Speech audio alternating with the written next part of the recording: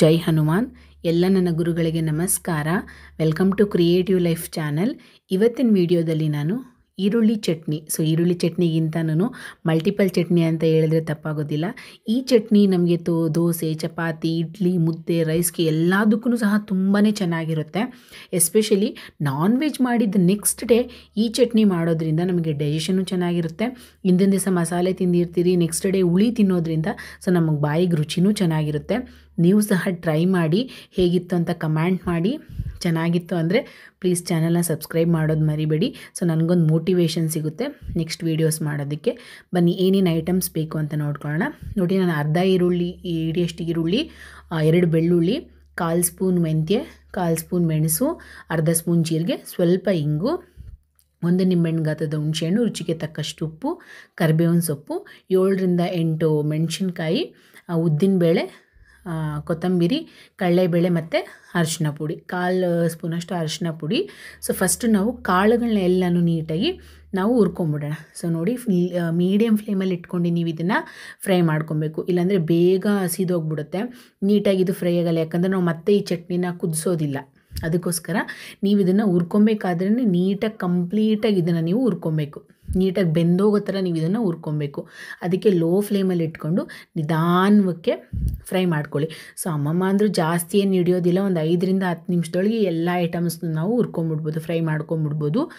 ನೋಡಿ, ಎಲ್ಲ ಐಟಮ್ಸ್ನ ಹಾಕಿದ್ದೀನಿ: ಜೀರಿಗೆ, ಮೆಣಸು, ಮೆಂತ್ಯ,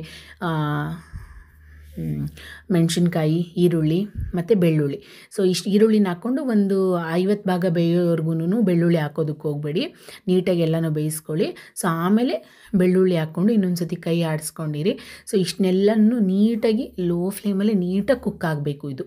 ಹೈ ಫ್ಲೇಮಲ್ಲಿ ಇಟ್ಕೊಂಡು ಏನಾದರೂ ಕುಕ್ ಮಾಡಿದ್ರೆ ಬೇಗ ಎಲ್ಲ ಸಿದೋಗಿರೋ ಥರ ಆಗಿಬಿಡುತ್ತೆ, ಬಟ್ ಏನು ನೀಟಾಗಿ ಬಾಯ್ಲ್ ಆಗಿರೋದಿಲ್ಲ, ಅವಾಗ ನಮಗೆ ಟೇಸ್ಟು ಸಹ ಚೆನ್ನಾಗಿ ಬರೋದಿಲ್ಲ. ಇದಕ್ಕೆ ಉಪ್ಪು, ಖಾರ, ಹುಳಿ ತುಂಬಾ ಇಂಪಾರ್ಟೆಂಟು, ಆವಾಗಲೇ ರುಚಿ ಇದಕ್ಕೆ ಸೂಪರಾಗಿರೋದು. ಇಷ್ಟಾದಮೇಲೆ ನೀವು ಸಹ ಮನೇಲಿ ಟ್ರೈ ಮಾಡಿ. ನಾನು ಮಿಸ್ ಮಾಡಿದೆ, ನಾನ್ ವೆಜ್ ಮಾಡಿದ ನೆಕ್ಸ್ಟ್ ಡೇ ಈ ಚಟ್ನಿನ ಮಾಡ್ಕೊಂಡು ತಿಂತೀನಿ. ಯಾಕಂದರೆ ಹಿಂದಿನ ದಿವಸ ಮಸಾಲೆ ತಿಂದಿರ್ತೀರಲ್ವ, ಇದು ತಿನ್ನೋದ್ರಿಂದ ನಮಗೆ ಡೈಜೆಷನು ಚೆನ್ನಾಗಿರುತ್ತೆ, ಬಾಯಿಗೆ ಸ್ವಲ್ಪ ರುಚಿನೂ ಚೆನ್ನಾಗಿರುತ್ತೆ, ಹುಳಿ ಹುಳಿಯಾಗಿ. ಹಿಂಗೆ ಹಾಕ್ಕೊಂಡು ರುಚಿಗೆ ತಕ್ಕಷ್ಟು ಉಪ್ಪು ಹಾಕ್ಕೊಂಡು ಕರಿಬೇವಿನ ಸೊಪ್ಪು ಹಾಕ್ಕೊಂಡು ನೀಟಾಗಿ ಬಾಯ್ಲ್ ಮಾಡ್ಕೊಳ್ಳಿ. ಕಂಪ್ಲೀಟಾಗಿ ನೋಡಿ, ಬಾಯ್ಲ್ ಆದಮೇಲೆ ಇಷ್ಟುವರೆಗೂ ನೀವು ಇದನ್ನು ಕುದಿಸಿ ಬಾಯ್ಲ್ ಮಾಡ್ಕೊಬೇಕು. ನೀಟಾಗಿ ಲೋ ಫ್ಲೇಮಲ್ಲೇ ನೀವು ಬಾಯ್ಲ್ ಮಾಡ್ಕೊಬೇಕು. ಆಮೇಲೆ ನೆನೆಸಿಟ್ಟಿರೋಂಥ ಹುಣಸೆ ಹಣ್ಣು ಹಾಕ್ಕೊಂಡು ಇನ್ನೊಂದು ಸತಿ ಕೈ ಆಡಿಸ್ಕೊಂಡ್ರೆ ಸ್ಟವ್ ಆಫ್ ಮಾಡಿದ್ರೆ ಮುಗೀತು. ಇದು ಕಂಪ್ಲೀಟಾಗಿ ಆರಿದ್ಮೇಲೆ ಒಂದು ಮಿಕ್ಸಿ ಜಾರ್ಗೆ ಹಾಕ್ಕೊಂಡು ನೀಟಾಗಿ ಪ್ಲೈನ್ ಪೇಸ್ಟ್, ನುಣ್ಣಗೆ ಪೇಸ್ಟ್ ಮಾಡಿಕೊಂಡ್ರೆ ಟೇಸ್ಟಿಯಾದಂಥ ಹುಳಿ ಚಟ್ನಿ, ಮಲ್ಟಿಪಲ್ ಚಟ್ನಿ ರೆಡಿಯಾಗುತ್ತೆ.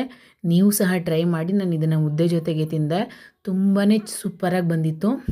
ಜೊತೆಗೆ ಸೈಡ್ಸ್ಗೆ ಏನಾದರೂ ಇಟ್ಕೊಂಡು ತಿಂದರೆ ಸಖತ್ತಾಗಿರುತ್ತೆ. ನೀವು ಸಹ ಟ್ರೈ ಮಾಡಿ, ಹೇಗಿತ್ತು ಅಂತ ಕಮೆಂಟ್ ಮುಖಾಂತರ ತಿಳಿಸಿ. Thank you for watching.